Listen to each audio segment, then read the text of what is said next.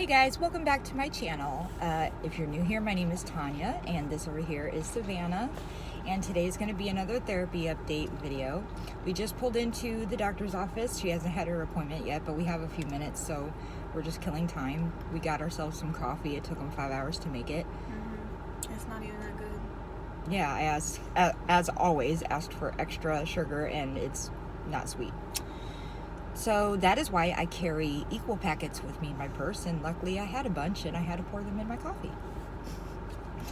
Do you have any ideas what you're going to talk about in therapy today? Yeah.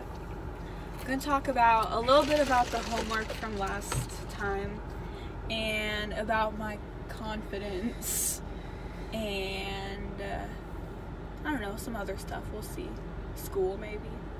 Also, I should talk about my obsession with the Weasley twins.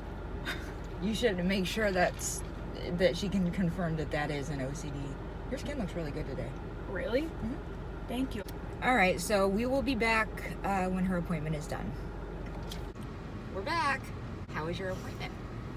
It was good. It was Gucci gang. We talked about a lot of stuff.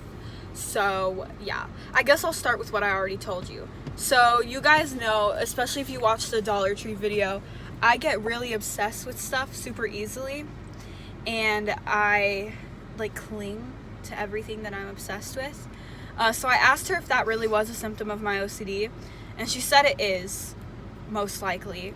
But it doesn't become, a bad thing or, a really, I don't know. It doesn't become, a bad thing until I become so obsessed that I can't focus on anything else, can't get anything done, can't have a normal conversation with someone because everything's just about that. And I'm not to that point. We also talked about my OCD homework from last time. I'm not doing very good with it.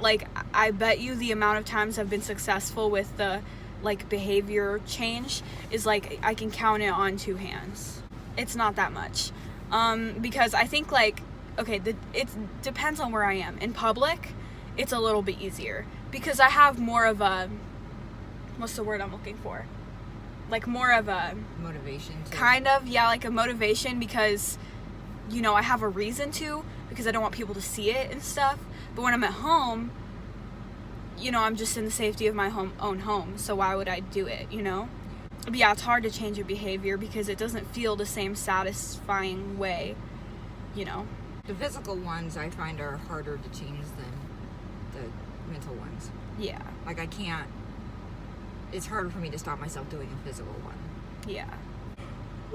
Well, yeah, with obsessions, OCD obsessions, not me being obsessed with something, I'm really good at pushing those away. I literally, in my head, imagine myself pushing the thought away. I'm good at that. But anyway, then we talked about my confidence and how it relates to social media in a way, and how it relates to, school and stuff, because I've been comparing myself to literally everyone. I subconsciously was comparing myself to my best friend, thinking that I'm not as good as her. Comparing myself to other girls at my school and their looks and stuff, and comparing myself to people on social media, especially when there's toxic trends promoting diet culture and eating disorders and plastic surgery and stuff like that. And it also sucks when I see hate comments, not only on my own videos, but when I see hate comments. So I watch body positivity TikToks, and if I see a hate comment on that also bothers me because it's they're trying to promote this normal thing or whatever, and then they're hating on that feature that I may also have, And so that stuff really bothers me.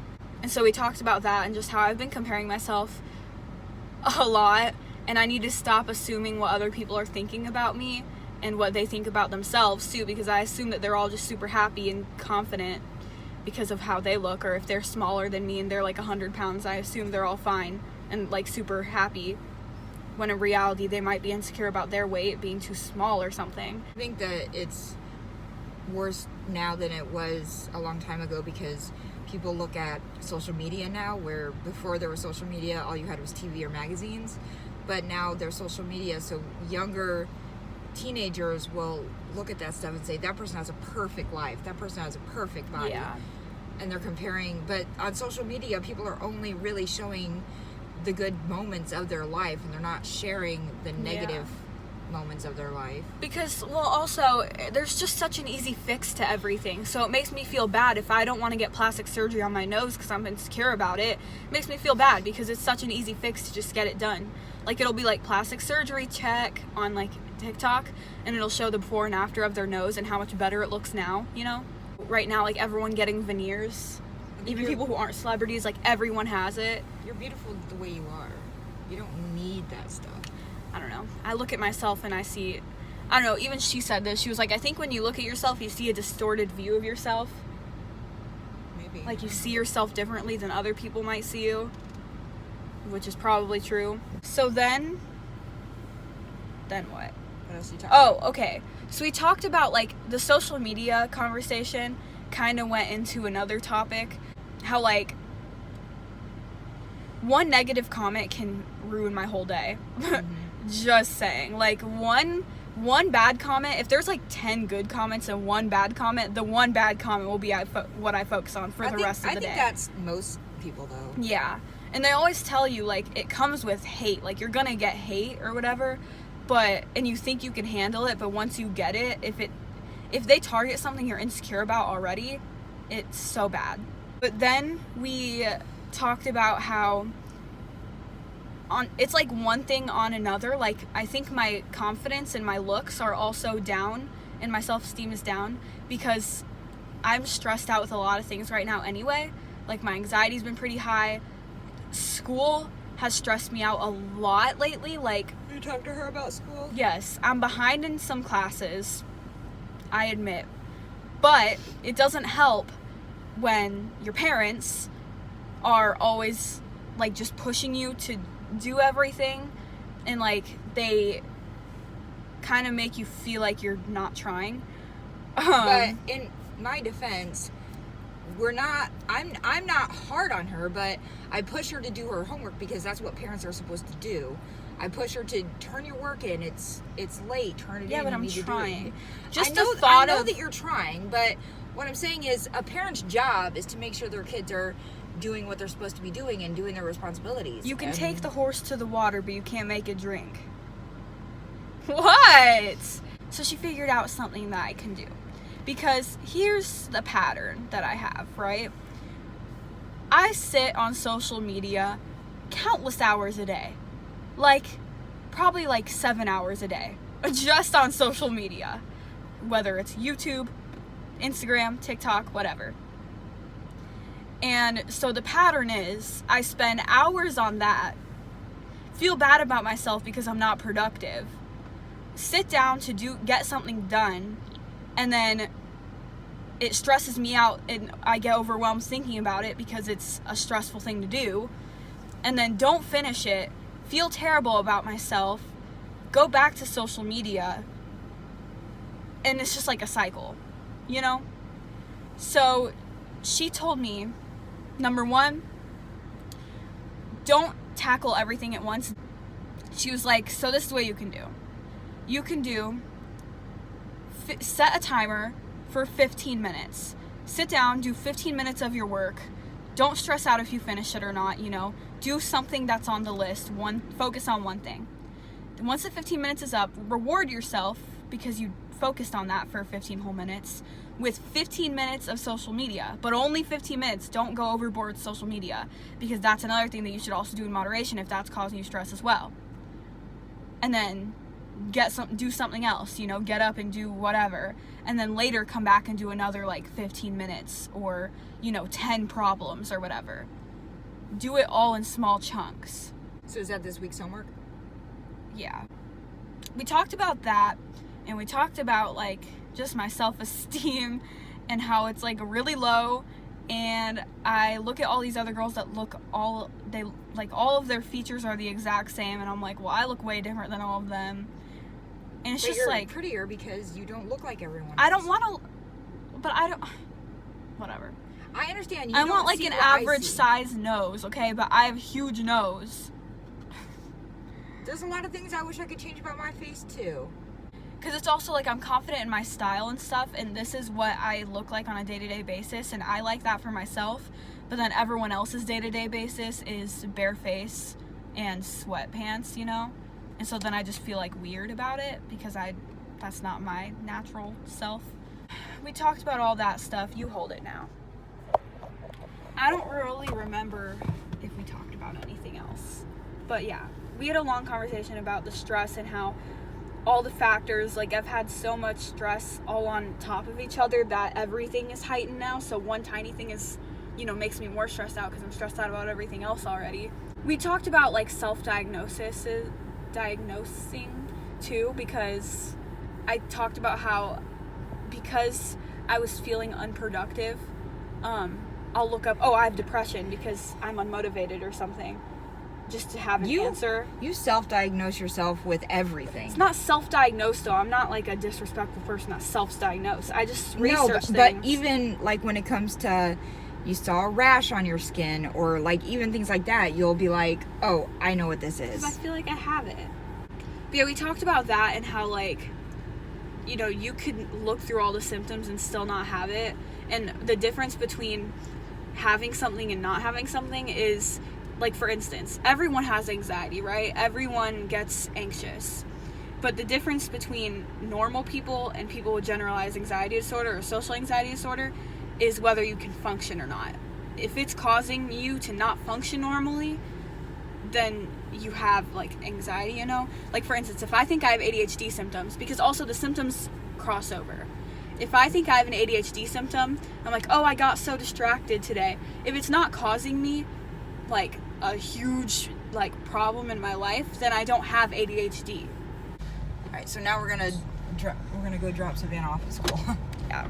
But it's a pretty long drive. So yeah, we talked about all that, and honestly, we talked about it too, because it annoys me when people self-diagnose too. People will walk around, she was like, have you ever heard someone say, I'm so OCD? And I'm like, yes, it's the most irritating thing when someone's like, oh, I'm a clean freak, I have OCD. That's my OCD. That's irritating. Or like, you know, people, like I've had a friend come up to me and say, I have generalized anxiety disorder. And I was like, oh, who diagnosed you? And she was like, no one. And I was like, well, then how do you have it? And she was like, well, because I get really nervous. Like, that's not anxiety disorder. So it's like, it's almost like offensive. Like, that's why I don't like self-diagnose, because I'm not going to walk around and say, oh, look at me, I have depression, when there's other people actually struggling with depression and all the things that comes with it, you know? Because she was like, okay, think about this. If someone didn't have cancer, would they be walking around saying, oh, I have this cancer symptom, oh my god, look at me, I have these cancer symptoms? And she was like, no, they wouldn't, because with physical things, you know, you don't walk around saying, well, look at these cancer symptoms that I have, you know, without actually having it. But with mental health and mental illnesses, people don't really think of it as a real diagnosis sometimes, and they think that they can just throw around the words, you know, like it's no big deal, or like it's not like a real thing.